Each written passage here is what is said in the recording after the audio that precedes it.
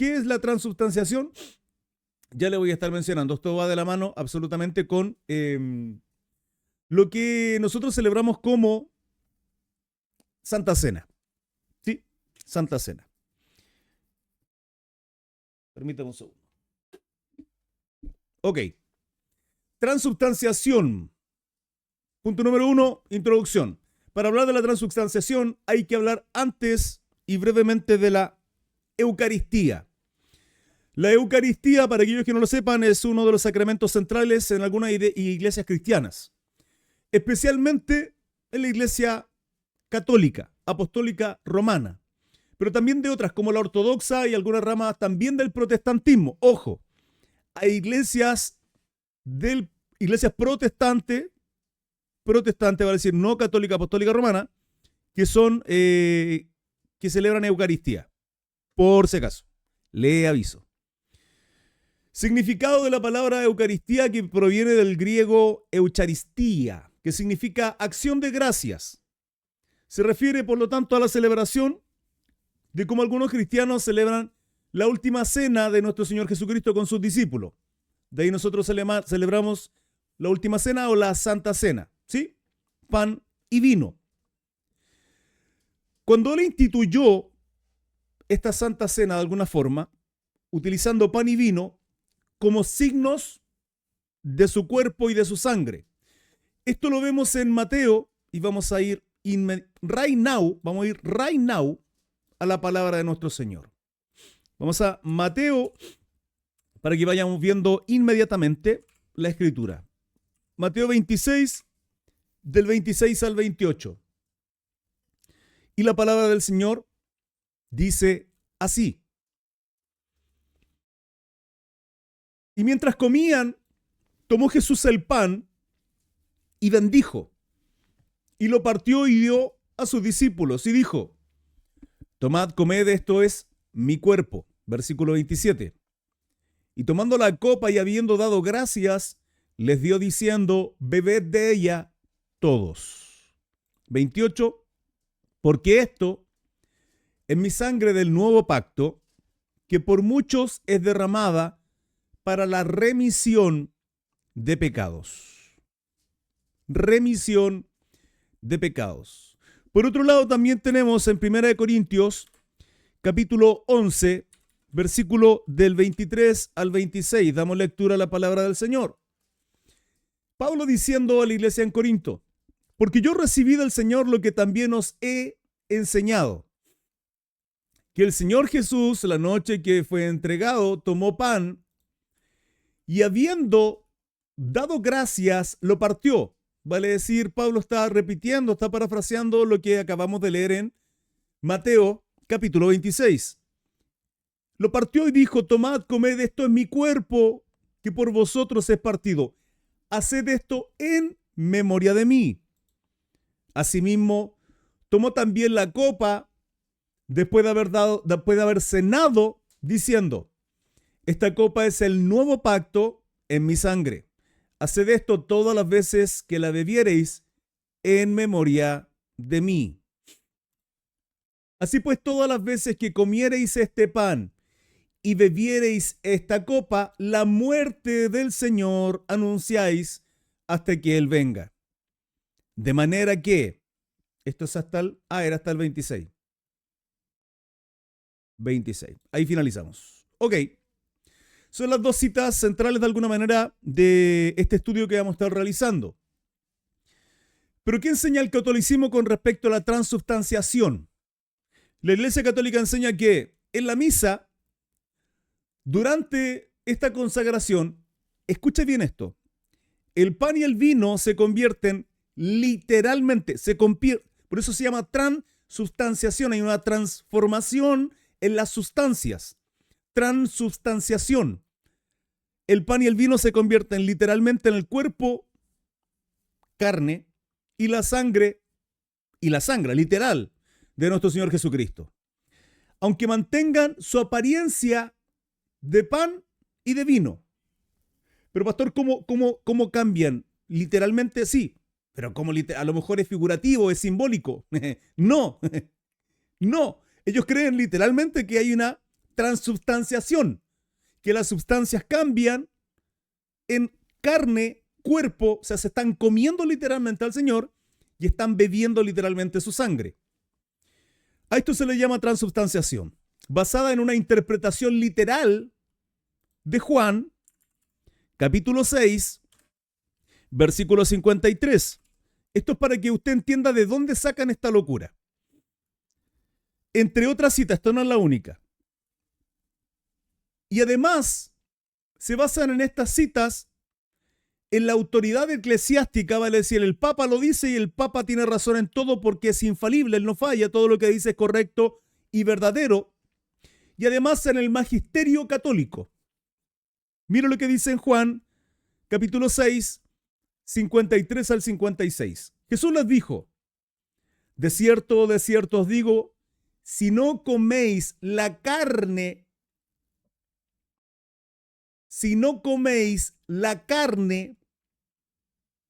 del Hijo del Hombre y bebéis su sangre, no tenéis vida en vosotros. Atentos a esto, porque según este texto, en la Iglesia Católica, la palabra nos está enviando a comer carne literalmente y a beber sangre. Porque no pueden decir que es simbólico. Ellos creen en la transubstanciación, literalmente es la carne del Señor y la sangre del Señor. Y toman literalmente estos versículos. 54. El que come mi carne y bebe mi sangre tiene vida eterna, y yo le resucitaré en el día postrero. 55. Porque mi carne es verdadera comida y mi sangre es verdadera bebida. Termino con el 56. El que come mi carne y bebe mi sangre, en mí permanece y yo en él. Ok. Hay otra cita, Mateo 26, 28 al 28, Mateo 26, 26 al 28, Marcos 14, 22, 24, Lucas 22, 19, 20, 1 Corintios 11, 23, 25. Esto va a quedar grabado en mi canal de YouTube, obviamente, como siempre, para los miembros del canal, puntualmente.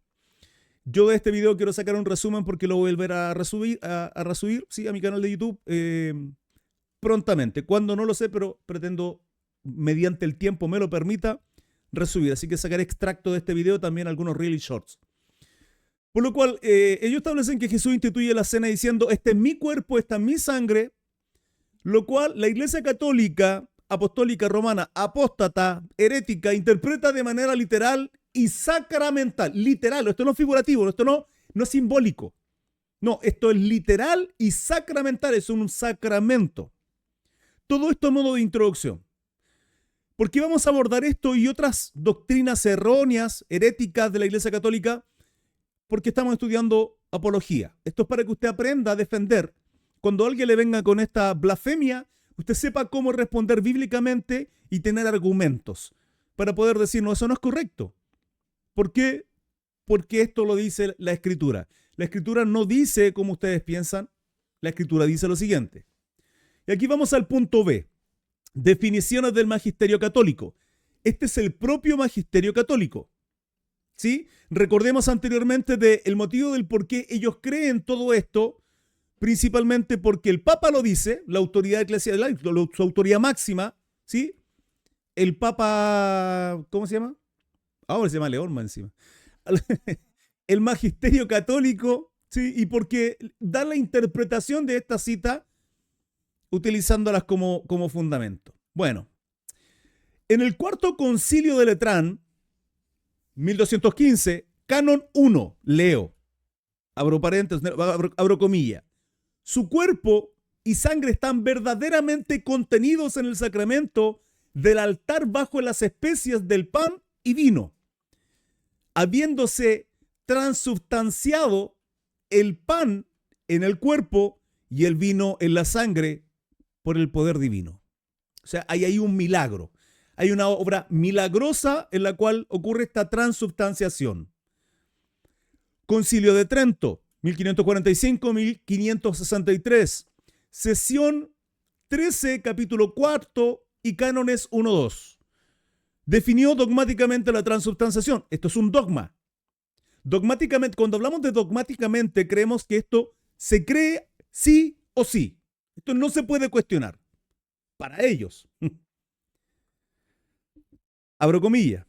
Por la consagración del pan y del vino se hace la conversión de toda la sustancia del pan, de toda, en la sustancia del cuerpo de Cristo nuestro Señor, y de toda la sustancia del vino en la sustancia de su sangre.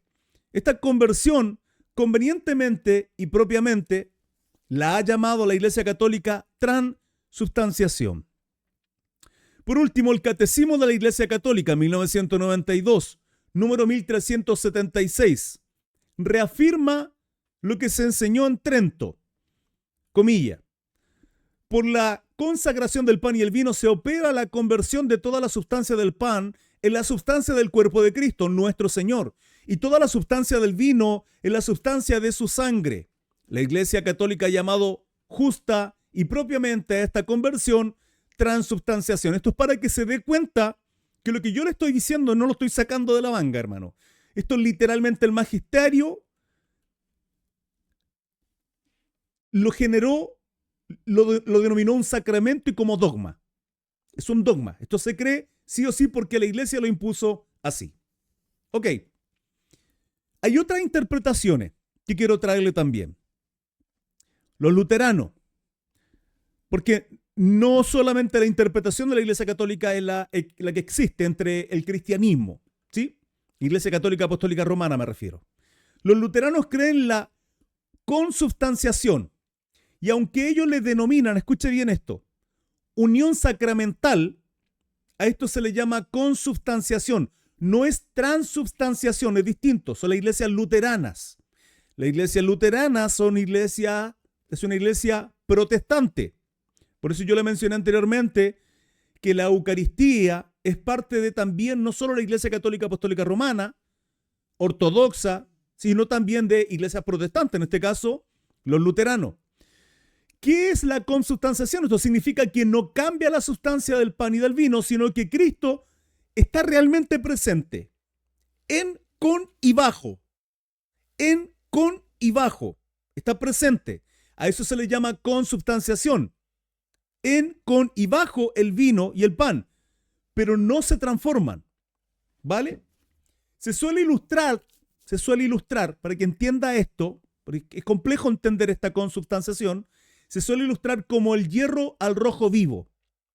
Sigue siendo hierro, pero el fuego está realmente en el hierro. O sea, el hierro sigue siendo hierro, pero si usted lo mete al fuego, ¿sí?, a altas temperaturas, sale rojo, ¿sí?, completamente. El fuego está ahí, sí, quema, sí, pero sigue siendo hierro. O sea, entonces ellos interpretan que Cristo está en todo esto, pero no cambia, no se transforma. La sustancia sigue siendo pan y vino. Por tanto, en, con y bajo el pan y el vino.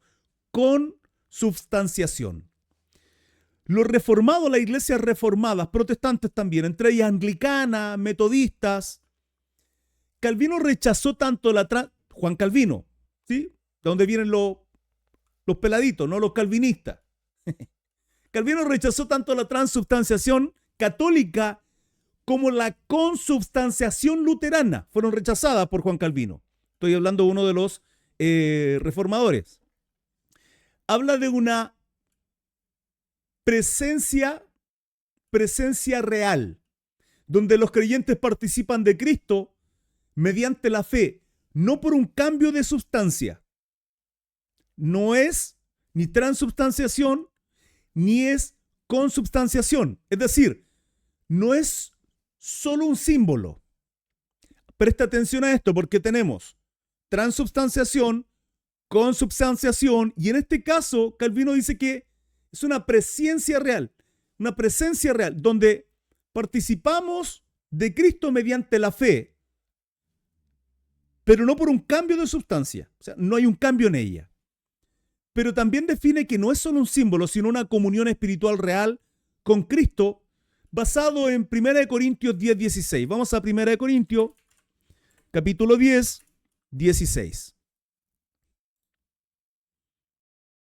Dice la Escritura, la copa de bendición, ¿qué hice? Puse el chat, perdón. La copa de bendición que bendecimos, no es la comunión de la sangre de Cristo. El pan que partimos no es la comunión del cuerpo de Cristo. Principalmente se basa en esa cita para argumentar lo anterior, ¿no? La copa de bendición que bendecimos no es la comunión de la sangre de Cristo y del cuerpo. Ok.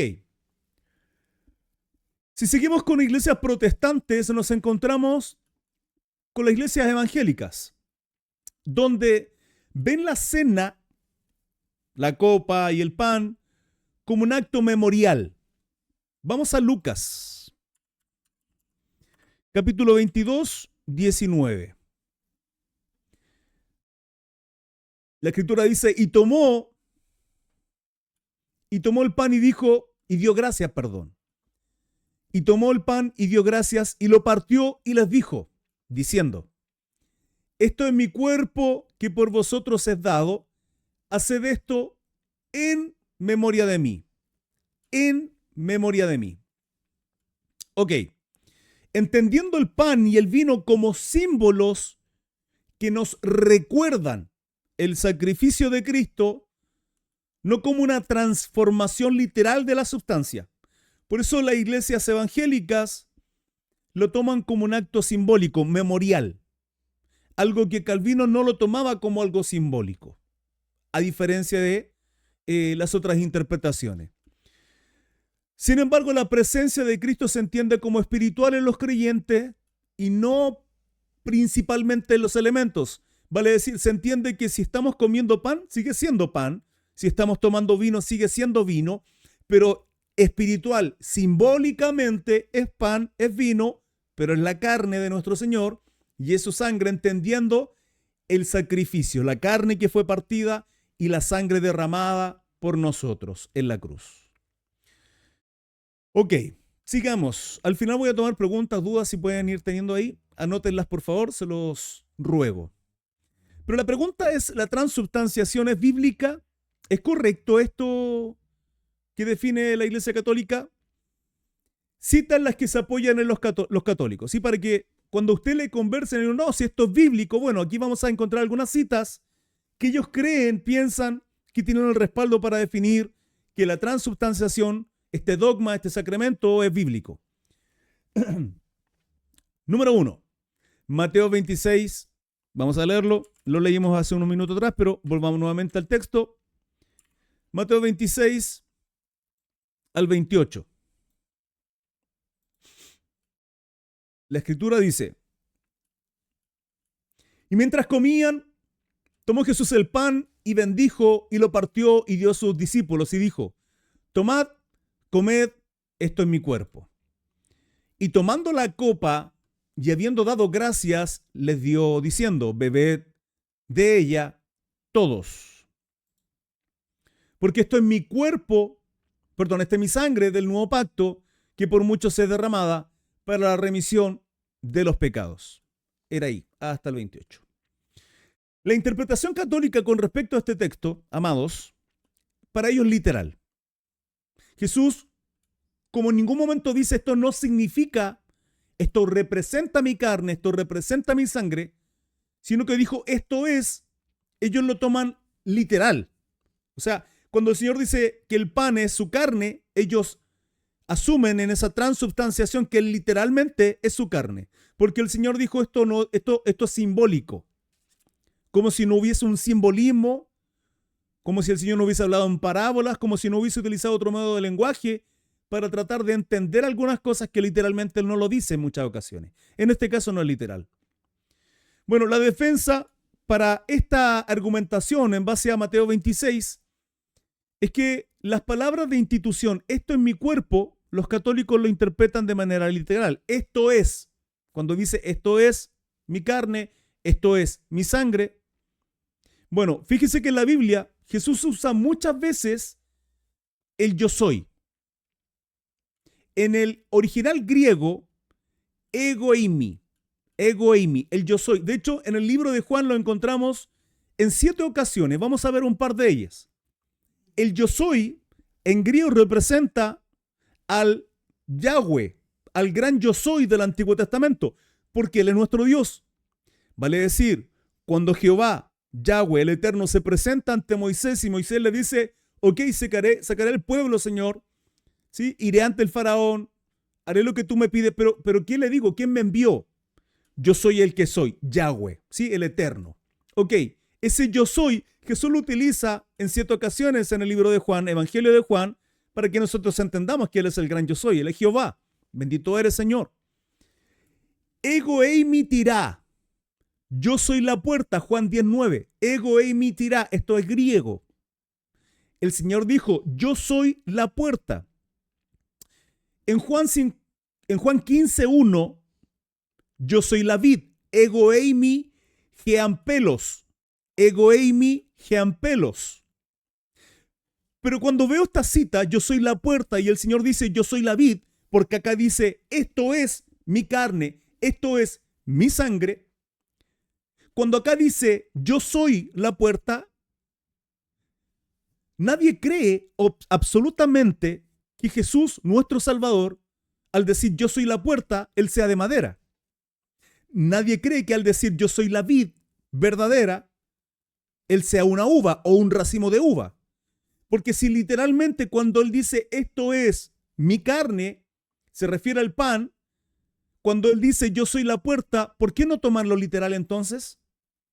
¿Por qué no tomar ese fundamento de los católicos para que cada vez que nuestro Señor habló, tomemos de manera literal cuando Él dijo esto es, o en este caso, yo soy? Más ejemplos con respecto a esto. En el uso bíblico del ser, ego eimi, ¿sí? Yo soy. En el griego bíblico se usa ego eimi en sentido metafórico muchas veces. Este yo soy en muchas ocasiones.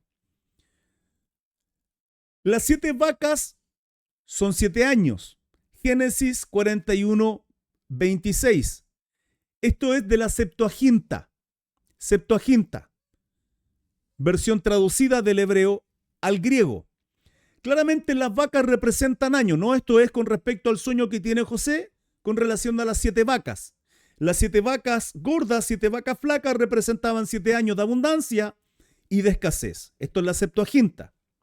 Por otro lado, la roca era Cristo, 1 Corintios 10:4. Pablo enseña que la roca se transformó en Cristo, sino que lo representaba. Fíjese que en ambas citas, cuando vemos esta representación, no es que estas 7 vacas literalmente sean, sino que son interpretación. Una interpretación que estas 7 vacas nos llevan a entender que eran 7 años, y cuando se refiere en 1 Corintios 10:4 que Cristo es la roca, es algo que lo representa. A Cristo se representa como una roca.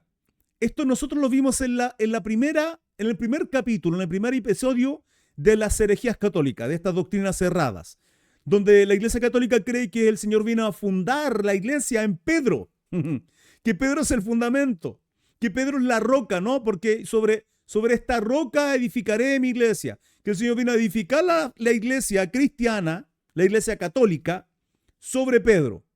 Esto ya lo vimos anteriormente. Yo creo que probablemente lo voy a volver a repetir, esto me lo voy a dejar grabado y quiero volverlo a subir, así que probablemente después de este o el siguiente vuelva a retomar eso, ¿sí? Esa doctrina errada que también la enseñé acá en las plataformas de YouTube y TikTok.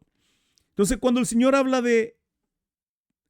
la palabra habla de estas vacas, que hace la representación de 7 años, cuando habla Pablo de la roca, que es Cristo, es una representación.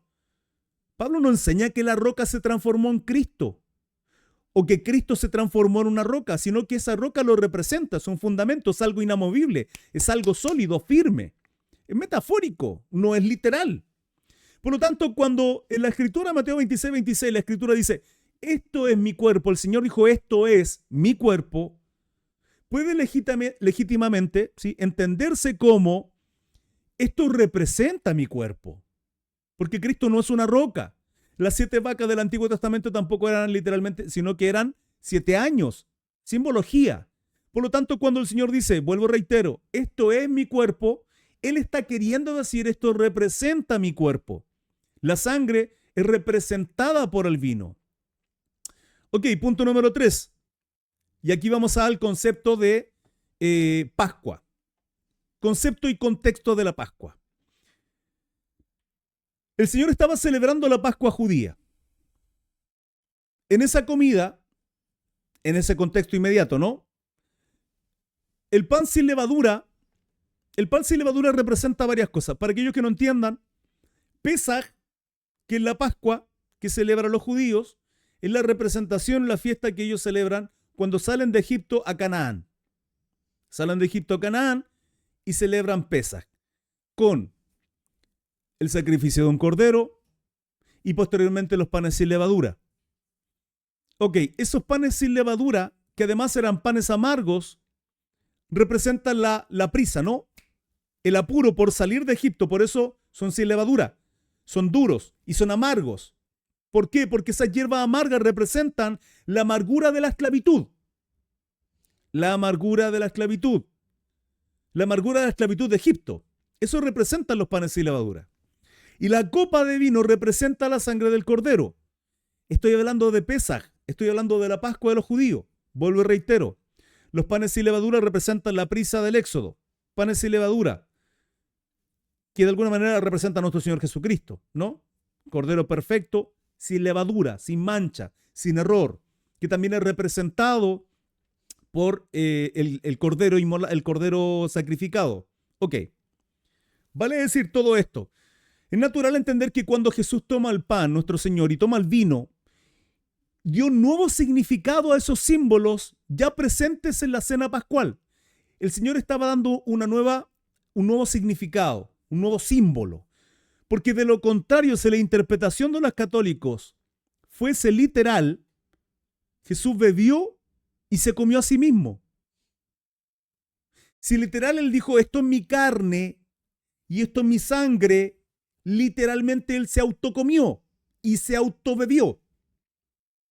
Porque no podríamos argumentar, no tienen forma de argumentar que la transubstanciación ocurrió después porque Él lo dijo literal según la Iglesia Católica. Por lo tanto, Él se comió a sí mismo y se bebió a sí mismo. Espéreme, estoy recién comenzando. Esto no termina, esta locura no termina acá. La clave en Lucas 22:19, fíjese que Lucas añade, haced esto en memoria de mí. En memoria de mí. Por lo tanto, esto encaja de mejor manera en un memorial simbólico, en algo simbólico, para entender que no es una transformación física de estos elementos, tanto el pan como el vino. Es algo simbólico. Haced esto en memoria de mí, recordando al Señor. La coherencia con el resto de la Escritura, porque si decimos que el pan literalmente es la carne del Señor y la sangre o el vino es la sangre del Señor, tenemos que entender que literalmente, si es así, tendría que estar en coherencia con otro pasaje bíblico. Tomar literalmente esto es mi cuerpo, eso implicaría canibalismo, porque estamos comiéndonos a una persona. Y beber sangre, lo mismo. Casi que somos vampiros. ¿Pero es esto correcto? O sea, el Señor literalmente nos está llevando a comer carne de hombre, de ser humano, en este caso su carne, y a beber literalmente sangre. Vamos a la escritura en el libro de Levítico, Antiguo Testamento. Recordemos que nuestro Señor era judío, Él vino a cumplir la ley, Él no vino a abrogar la ley, tenía que cumplir perfectamente toda la ley, porque ni usted ni yo podemos cumplirla, porque nadie va a ser justificado por las obras de la ley. Pero si Él transgredía esa ley, obviamente había pecado. Si Él se comió a sí mismo, comió carne de hombre, su carne, y tomó sangre, porque el vino literalmente para los católicos es sangre, transgredió la ley. Mira lo que aparece en Levítico 17. Si cualquier varón de la casa de Israel o de los extranjeros que moran entre ellos, recordemos que no solamente los hebreos, linaje biológico de Abraham, de Isaac, de Jacob, son parte del antiguo pacto, sino extranjeros que también tomaban o eran parte de este pacto. Si cualquier varón de la casa de Israel o de los extranjeros que moran entre ellos comieren alguna sangre, comieren comieran alguna sangre. Yo pondré mi rostro contra la persona que comiera sangre y la cortaré de entre su pueblo. Porque la vida de la carne en la sangre está, y yo os la he dado para hacer expiación sobre el altar por vuestras almas. Y la misma sangre hará expiación de la persona. Por tanto, he dicho a los hijos de Israel, ninguna persona de vosotros comerá sangre, ninguna persona. Pregunto, ¿nuestro Señor era judío? Sí, por supuesto. ¿Comió sangre? Saque sus conclusiones. Ni el extranjero que mora entre vosotros comerá sangre, y cualquier varón de los hijos de Israel o de los extranjeros ya tanto parte del pacto no, servidumbre, qué sé yo, que moran entre ellos, que cazare animal o ave que sea de comer, derramará su sangre y la cubrirá con tierra. 14.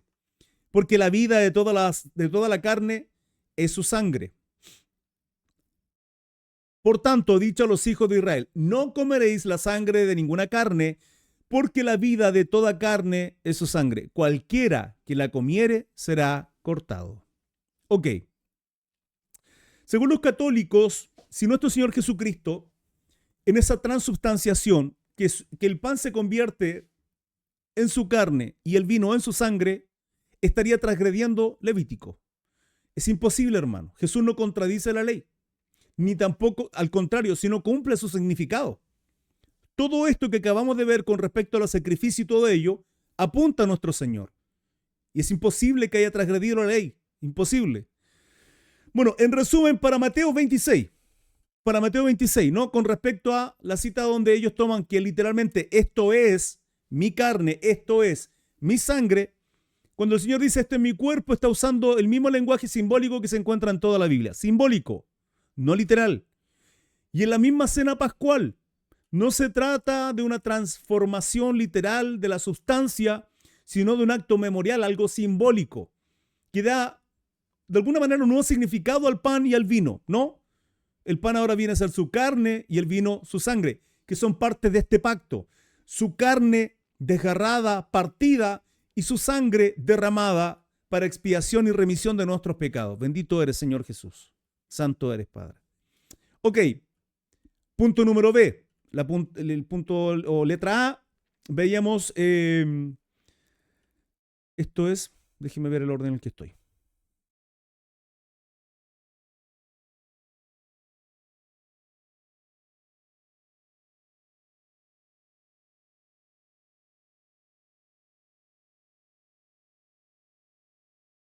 Definiciones, ok. Estamos viendo si la transubstanciación es bíblica. Ok. El discurso del pan de vida. Si nosotros leemos Juan, capítulo 6, 53, vamos a la escritura.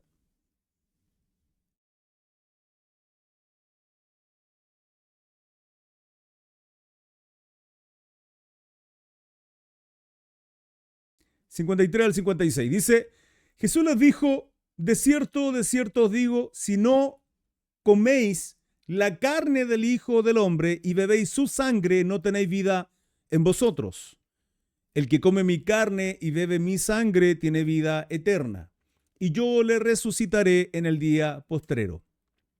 Porque mi carne es verdadera comida y mi sangre es verdadera bebida. Termino con el 56. El que come mi carne y bebe mi sangre, en mí permanece y yo en él.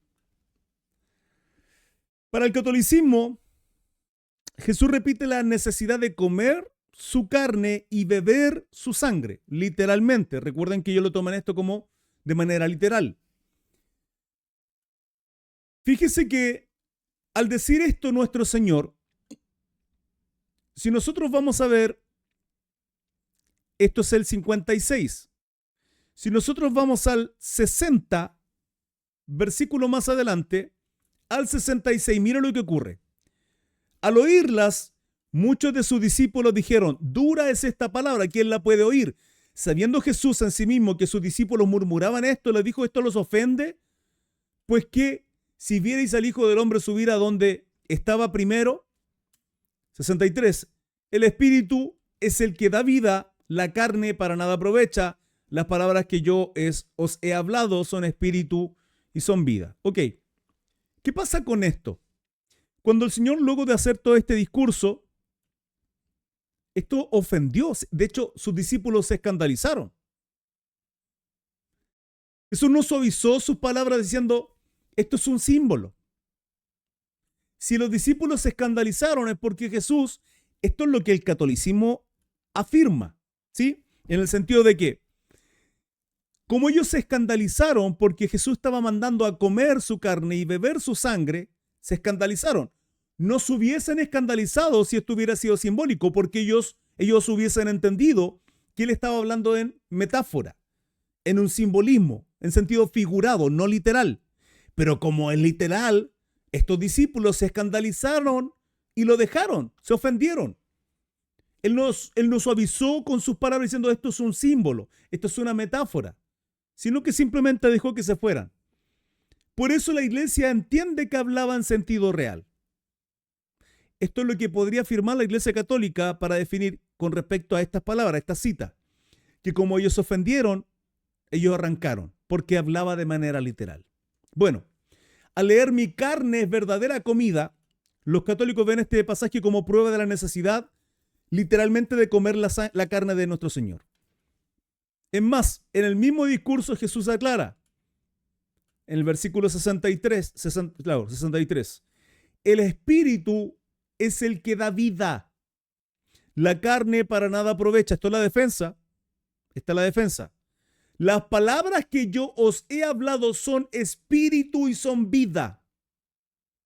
Vuelvo y reitero, porque la respuesta a todo este discurso de que él lo dijo de manera literal, por eso sus discípulos se escandalizaron y se fueron, el Señor en el versículo 63 nos muestra la respuesta, para entender que todo esto es simbólico, porque él dice, el espíritu es el que da vida, el espíritu es el que da vida, la carne para nada aprovecha. No sé si entienden. Él está dando la respuesta, está contrarrefutando lo que en este caso los católicos piensan de manera literal. Las palabras que yo os he hablado son espíritu y son vida. Eso indica que Jesús está hablando en sentido espiritual, hermano, no material, no literal. No hay una transubstanciación como tal, ese dogma errado. Si fuera literal, obviamente esto caería absolutamente en contradicción con lo que acabamos de leer en Levítico 17, donde no se puede comer sangre, que prohíbe de comer y beber sangre. No se puede. Jesús no podía enseñar una práctica que violara la ley de Moisés. ¿Por qué? ¿Por qué cree usted? Él mismo lo dijo. Cualquiera que viole o enseñe, ¿sí? Porque él vino a cumplir esa ley. No podía mandar a ser rebelde ante la ley de Levítico, la ley de Moisés. La enseñanza de Pablo, vamos a la enseñanza de Pablo. ¿Qué dice la Iglesia Católica? En 1 de Corintios, capítulo 10, versículo 16. La copa de bendición que bendecimos no es la comunión de la sangre de Cristo. El pan que partimos no es la comunión del cuerpo de Cristo.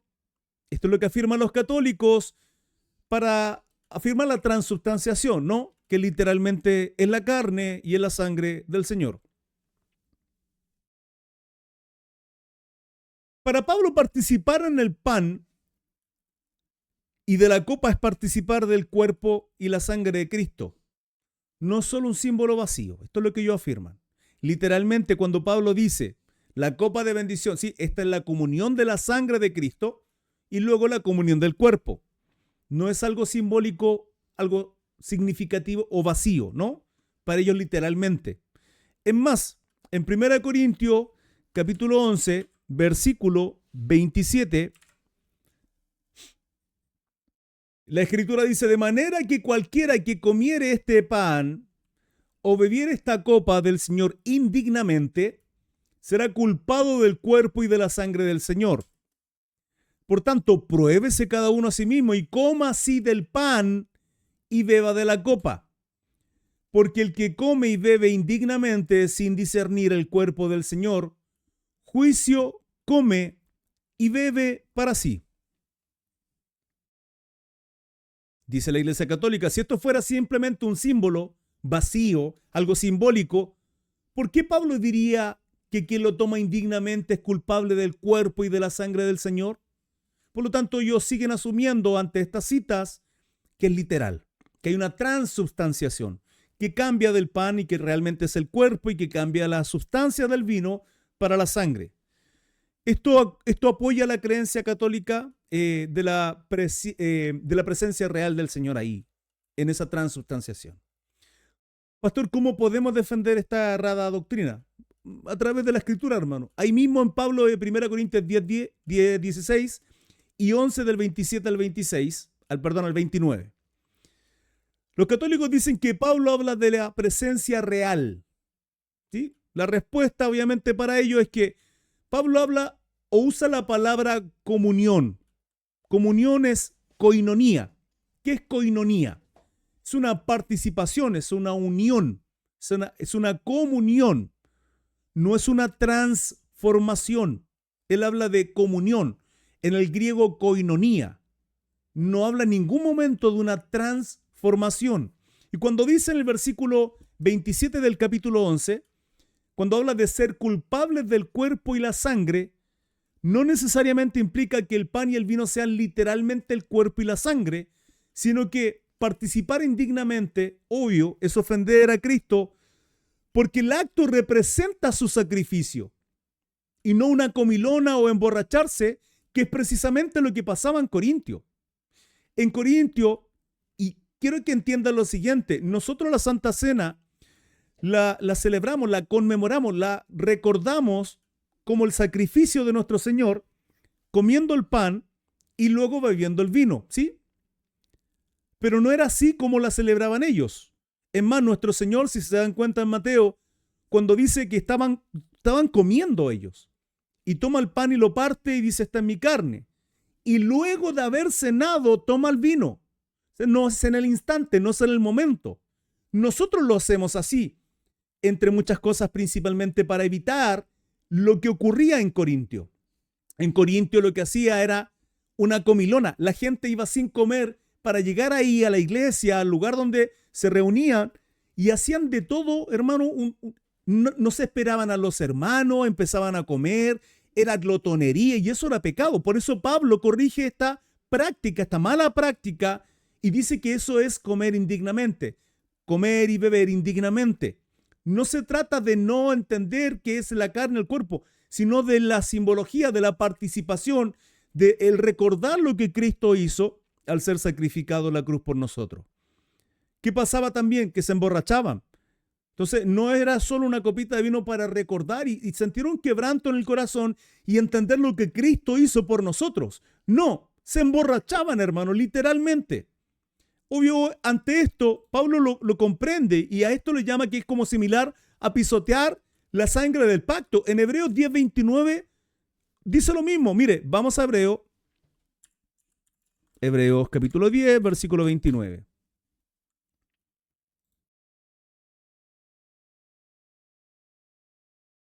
¿Cuánto mayor castigo pensáis que merecerá el que pisoteare al Hijo de Dios y tuviere por inmunda la sangre del pacto en la cual fue santificado e hiciera afrenta al Espíritu de gracia? Acá el pisotear la sangre es no entender lo que Cristo hizo en la cruz. ¿Cómo puedo pisotear la sangre? ¿Cómo puedo pisotear la gracia, la misericordia de nuestro Señor? Bueno, en este caso, en vez de entender el símbolo, el quebranto de lo que Cristo hizo en la cruz por nosotros, llegar simplemente a comer, a emborracharse, a beber, o sea, dejando a Cristo, a nuestro Señor, completamente de lado. Y utilizar como pretexto para comer y emborracharse. Otra forma de pisotear la sangre es por medio del pecado. Si Él nos libró de la esclavitud, nos libró del pecado, ¿cómo nosotros vamos a estar pisoteando la gracia, esta libertad que tenemos para estar pecando y pecando y pecando y pecando? Es lo mismo, hermano. Pero eso no significa pisotear literalmente la sangre del Señor, porque usted no está en ningún charco de sangre pisoteando al Señor, sino significa despreciar. Eso es algo simbólico. En esto, con respecto a el vino y el pan, es lo mismo, ¿no? Ellos simbólicamente estaban despreciando al Señor porque no entendían lo que significaba esa comunión, esa coinonía, esa participación o la unión en el acto de la Santa Cena. Vamos a ver tipología en el Antiguo Testamento. Letra D. En Éxodo 12:8, la Pascua o Pesaj, el cordero debía ser comido, no solo ofrecido. Jesús es el cordero pascual. Eso lo vemos en 1 Corintios 5:7.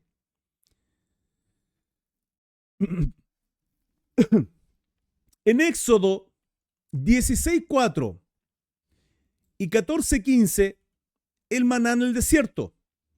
Jesús lo usa en Juan 6 como figura de su carne.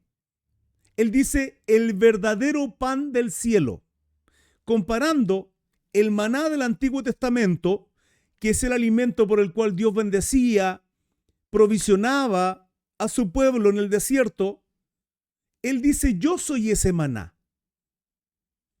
Él es el verdadero pan que vino del cielo. Para la iglesia esto apunta a que Cristo debía darse como alimento real. Como el maná fue un alimento real en el Antiguo Testamento, como el cordero pascual en el Antiguo Testamento fue comido, Éxodo capítulo 12, el maná y el cordero se comieron, Jesús debía comerse como alimento real. No solo como recuerdo, sino no como simbólico, sino como un acto real. Y esto ocurre en la transubstanciación. Defensa ante o contradefensa, contraargumento, antítesis. La tesis es que hay transubstanciación, la antítesis o la defensa es lo siguiente. En coherencia con el resto de la Escritura, tomar literalmente esto en mi cuerpo, insisto, implica canibalismo, hermano. Y beber su sangre es convertirnos en vampiro. Es algo que en Levítico el Señor nos dice que no se debe hacer. No es correcto. Pastor, esto el día de hoy, bueno, hay cosas que se hacen hoy día con otro tipo de sangre. Algunos sabrán, otros no. ¿A qué me refiero? El Señor no nos está enviando a eso. Estaría contradiciendo la ley. Y el Señor no puede contradecir la ley, sino que la cumple. Y además cumple su significado. Juan 6:35. Jesús les dijo, yo soy el pan de vida. Juan 6:35. Jesús les dijo, yo soy el pan de vida, el que a mí viene nunca tendrá hambre, y el que en mí cree no tendrá sed jamás. Letra A, yo soy el pan de vida. Jesús se presenta como un alimento espiritual que da vida eterna, no como un pan físico. En un lenguaje metafórico, simbólico, ilustrativo, que es muy común en la Biblia, hay varios ejemplos. Yo soy la vid verdadera, eso no implica que el Señor sea una uva. Yo soy la luz del mundo, eso no implica que el Señor sea una lámpara o una linterna. ¿Sí? Ego eimi, Juan 15:1 y Juan 8:12. Letra B, en el contexto del maná. Jesús menciona el maná que Dios le dio a los israelitas en el desierto. Juan 6:31 y 32. Dice que Él es el verdadero pan del cielo. El maná alimentaba físicamente al pueblo hebreo saliendo de Egipto por el desierto, con propósito de llegar a tierra prometida. Pero Jesús alimenta espiritualmente, hermano. Vida eterna, comunión con Dios. En ningún momento nos envía, porque vuelvo y reitero, es contra la ley de Moisés, Levítico, comer o beber sangre. Letra C, la no literalidad. Juan 6:63. Escuche, el Espíritu... Deja abierta esa puerta, Chanchito, por favor. El espíritu es el que da vida. La carne para nada aprovecha. Las palabras que yo os he hablado son vida, son espíritu y son vida. Juan 6:63. Juan 6:63. Esto es no literalidad, vale decir, no es literal. Esto confirma que el pan de vida no debe entenderse como una carne física que se come, sino como un medio espiritual que nos vivifica, nos da vida espiritual.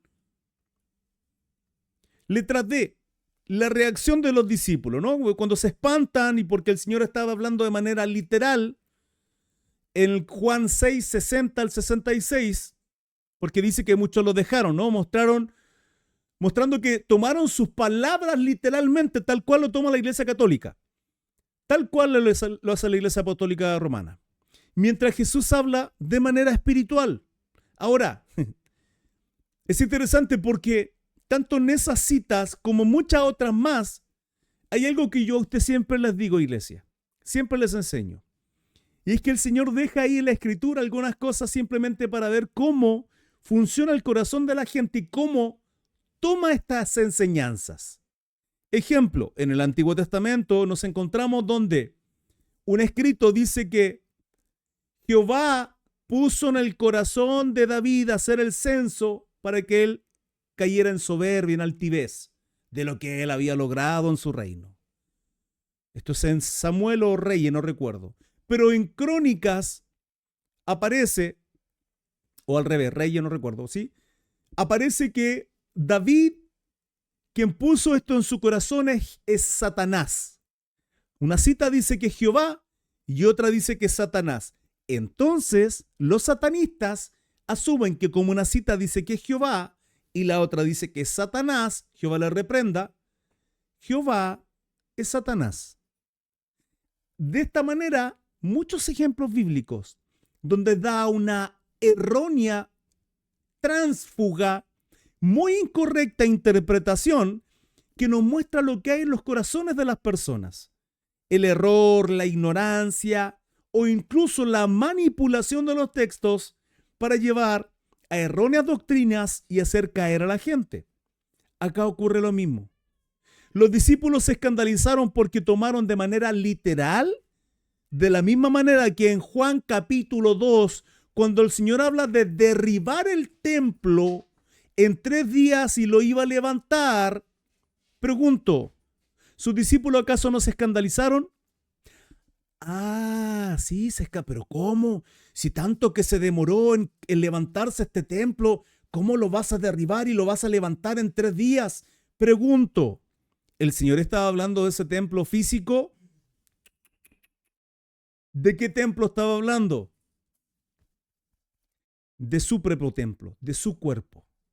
De esta manera, el Señor cuando está hablando acá no lo está haciendo de manera literal, pero sus discípulos lo tomaron de manera literal. Como también en Juan capítulo 3. Ojo, eso fue Juan capítulo 2. En Juan capítulo 3, el maestro Nicodemo no entendió, sino que tomó de manera literal cuando el Señor habla con relación a nacer de nuevo. También se escandalizó. ¿Cómo? Pero Señor, maestro, Raboni, ¿cómo yo voy a volver al vientre de mi madre? Digo, ¿acaso no lo tomó literal también Nicodemo? Correcto. ¿Es errado? Errado. Juan capítulo 4. Jesús y la mujer samaritana, esa mujer en el pozo de Jacob que tiene esa conversación hermosa con el Señor. Tiene una conversación en la cual ella no entiende absolutamente nada. No entendió lo que significa que él tenía agua de vida. Pero ¿cómo tú, si no tienes con qué sacar, vas a tener agua? ¿Cómo tú me vas a dar agua a mí? No entendió nada. Capítulo 7, Juan capítulo 7. Jesús habla de la esclavitud y ellos dicen que nunca habían sido esclavos de nadie. Capítulo 9. Jesús habla de dar vista a los que no ven. Los fariseos lo interpretan literal diciendo, ¿acaso estamos ciegos? Por lo tanto, en el capítulo 6 de Juan, el libro de Juan, ¿no? Citas que acabamos de leer, versículos 60 al 66, no se tiene que interpretar de manera literal, algo que erróneamente hace la Iglesia Católica Apostólica Romana. Los católicos interpretan erróneamente esto como tal cual los judíos estaban tomando literalmente las palabras del Señor. Aquí viene esta perla preciosa que yo le he enseñado en un montón de ocasiones, querida iglesia. Los libros proféticos, por lo general, hay un 85%, me atrevería a decir, 85%, que uno no tiene que tomarlos literalmente. Es simbólico, figurativo, sobre todo Apocalipsis. Hay un 15% que de alguna manera podría tomarlo de manera literal. Los evangelios pasa lo mismo, pero al revés. Los evangelios se tienen que tomar por lo menos un 15% de manera simbólica, figurativa. Yo soy el buen pastor y vosotros las ovejas. ¿Soy una oveja yo? ¿Tengo cara de oveja, hermano? Oleré igual de mal que una oveja, pero no soy oveja. Entonces, es literal, no, figurativo. Gran parte del libro de Juan es lo mismo. Es lo mismo. Ahora, los padres de la iglesia primitiva, estoy finalizando, me queda este punto, el segundo, y una conclusión. Los padres de la iglesia primitiva, vale decir los primeros cristianos, los primeros discípulos, los primeros que enseñaban la escritura. San Ignacio de Antioquía, entre el 35 y el 107 después de Cristo, obispo de Antioquía, mártir del cristianismo. En su carta a los no sé cómo pronunciar esto, Mirneos 7:1 escribe: los padres de la iglesia primitiva, los primeros cristianos, al igual que usted y yo, los primeros creyentes, los primeros discípulos, padres de la iglesia primitiva. Dice: considerad el pan como la Eucaristía de la sangre de Cristo, que ha resucitado por su carne. Por lo tanto, para Ignacio de Antioquía, mártir, obispo de Antioquía, el pan y el vino son la carne y la sangre real de Cristo, no un símbolo. San Agustino mártir, 165 después de Cristo, en su Apología 1:66, explica la cena del Señor. El pan sobre el que se pronuncia la acción de gracias no es pan común ni vino común, sino la Eucaristía, la carne y la sangre de aquel Jesús que se encarnó. Por lo tanto, Justino entiende la Eucaristía como un verdadero alimento espiritual que contiene la carne y la sangre de Cristo. San Ireneo de León, 130-202 después de Cristo, en contra de las herejías, 5:22 dice: el pan que proviene de la tierra, al recibir la invocación de Dios, ya no es pan ni vino comunes, sino el cuerpo y la sangre de Cristo. Vale decir que subraya que la Eucaristía es real y efectiva, uniendo al creyente a Cristo. La pregunta es, ¿todos los católicos piensan igual?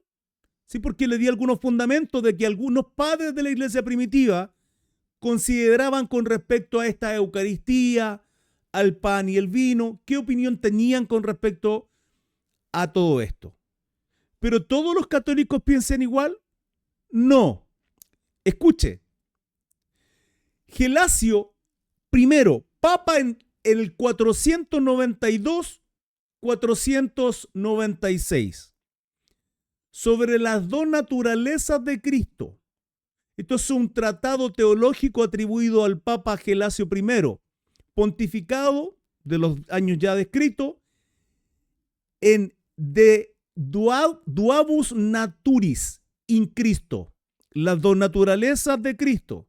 Cuando hablamos de las dos naturalezas, nos referimos a la unión hipostática, 100% hombre, 100% Dios. ¿Sí?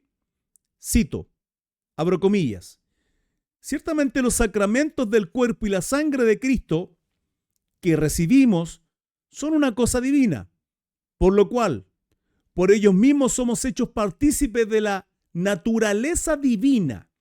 Y sin embargo, la sustancia o naturaleza del pan y del vino no cesan de ser lo que son. No cesan de ser lo que son. Gilazo aquí está afirmando que los elementos, tanto el pan y el vino, son realmente sacramentos del cuerpo y la sangre de Cristo. Pero insiste en que la sustancia del pan y del vino permanecen. Hermano, estoy hablando de un papa. Siglo V. Gelasio I. Él establece que no hay una transubstanciación. No la hay. Conclusión. La transubstanciación es cerrada porque interpreta de manera literal lo que Jesús habló en términos espirituales y simbólicos. La Escritura muestra que el pan y el vino son signos de comunión y memorial. No es carne y sangre físico literal. Forzar una transformación literal contradice el texto y el contexto de la Pascua, la enseñanza de Juan 6:63 y la ley de Dios, principalmente Antiguo Testamento. La verdadera intención de la Eucaristía es que los creyentes participen espiritualmente de Cristo, no que consuman su cuerpo, su carne, y que beban su sangre en sentido literal en esa transubstanciación, ¿no? Ni tampoco adorar la hostia, ni negar la copa como hace la Iglesia Católica. Y acá me tomo unos segundos para entender esto. Porque si el pan es literalmente la sangre del Señor y el vino, la carne del Señor y el vino es la sangre de nuestro Cristo, ¿por qué ellos niegan la copa? Uno de los fundamentos que tiene, usted puede hablar con un católico, hay católicos que en su vida, después de 10, 15, 20, 30, 40 años, yendo a la iglesia, yendo a misa católica, jamás han bebido vino. Se les niega la copa. Se les niega la copa. Si literalmente es lo que ellos dicen, entonces ¿por qué se les niega la copa? No porque solo el sacerdote, el cura, el padre es el que bebe, porque puede ser una herejía tremenda derramar una gota de la sangre de nuestro Señor. Por lo tanto, se les da la hostia, no pan, hostia, remojada en vino. Digo, y si es así, entonces, ¿por qué el cura, padre, sacerdote, lo que sea, si toma y le niega la copa? Pregunto, si en la hostia está el pan y el vino, entonces, ¿por qué el cura, el padre, el papa toma vino? Si en la hostia ya está el vino. Incongruencia de la Iglesia Católica, hermanos. Finalmente, en el Evangelio de Lucas, y concluyendo, dice: haced esto en memoria de mí. Pero ojo que también Pablo dice, una cita que acabamos de leer hace un ratito atrás, y habiendo dado gracias, lo partió y dijo: tomad, comed, esto en mi cuerpo, que por vosotros es partido. Haced esto en memoria de mí. Tanto Lucas como Pablo a la iglesia de los Corintios hacen en memoria del Señor. Y luego el verso 26 dice: así pues, todas las veces que comiereis este pan. Pablo ahí no vuelve a decir esto: comiereis la carne del Señor. Pablo está súper consciente y recordándonos a nosotros como iglesia y a Corintios de que lo que estaban comiendo era pan. Simbólicamente, figurativamente, en nuestro corazón, entendiendo que representaba la carne del Señor. Pero le dice: así pues, todas las veces que comiereis este pan. 1 Corintios 11, 24. Y el autor de Hebreos es enfático, hermano. Hebreos 10, 12. Pero Cristo, habiendo ofrecido una vez y para siempre un solo sacrificio por los pecados, se ha sentado a la diestra de Dios. Una vez y para siempre. Lo cual la Iglesia Católica erróneamente hace todo lo contrario, porque la misa católica se considera un sacrificio continuo, contradiciendo absolutamente este pasaje de Hebreos 10, 12. Completamente. Por último,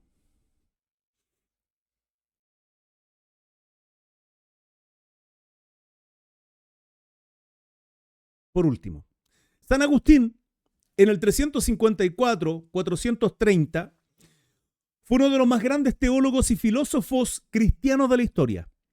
Entre sus obras más importantes, escuche bien, destacan Confesiones, es una autobiografía espiritual que describe su camino hacia Dios, una autobiografía de cómo él llegó a Dios. La ciudad de Dios, un tratado sobre la relación entre la sociedad terrenal y la vida divina. Y tercero, de doctrina cristiana. Este es el que yo quiero interpretarles. Yo esto se lo vengo mencionando en un par de estudios para atrás para entender algo que tiene que ver con la correcta interpretación de la Escritura. Porque esta de doctrina cristiana es una guía sobre cómo interpretar las enseñanzas de las Escrituras. Escucha bien esto. Reglas sobre las locuciones preceptivas. Capítulo 17 del numeral 24 de Doctrina Cristiana. Numeral 24, leo. Si la locución es preceptiva, si la locución va a decir si lo que está escrito, si lo que se demanda, si lo que se dice es preceptiva y prohíbe la maldad o vicio o la iniquidad o crimen o manda la utilidad o la beneficencia, entonces la locución no es figurada. ¿Cómo eso, pastor? Continúo y se lo explico.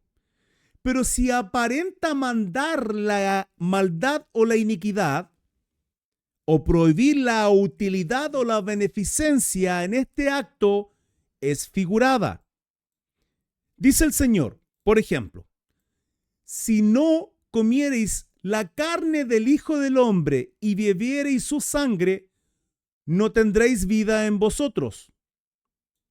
Dice este varón, aquí parece mandarse una iniquidad, ¿no? San Agustín dice, cuando el Señor dice, si no comiereis la carne del Hijo del Hombre, acá pareciera que el Señor nos está mandando a hacer algo inicuo, algo malo.